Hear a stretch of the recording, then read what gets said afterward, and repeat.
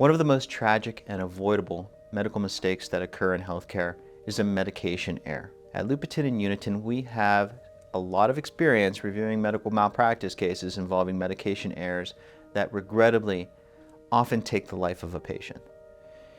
Our qualification, or our criteria rather, for a case usually requires that a patient suffer a very serious harm, such as permanent brain injury or the ultimate injury, death. And when we're reviewing a medication error case, that is a prerequisite. Regrettably, these injuries do occur for a variety of reasons. One of the core issues in medication errors is a communication error.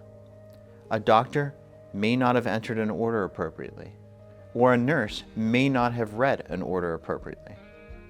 We often see situations where medications are given too closely together, and it could cause serious adverse effects for the patient, like a drop in their heart rate, changes in their vital signs, or a fatal cardiac arrhythmia that could lead to a cardiac arrest. Medication errors in the context of medical malpractice commonly occur with 3 different types of medications, although this is not an exhaustive list. But what we see very often are cases involving diabetes medications like insulin, also anticoagulants for patients who are on chronic anticoagulant treatment for conditions like pulmonary embolus, or for an abnormal heart rhythm like AFib. And also we see these cases involving medication errors in the context of pain medications.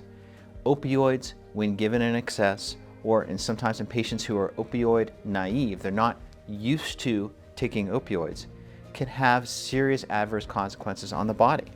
It can depress the patient's ability to get sufficient air into their lungs because they can't breathe like they normally do under the effects of these powerful opioid medications.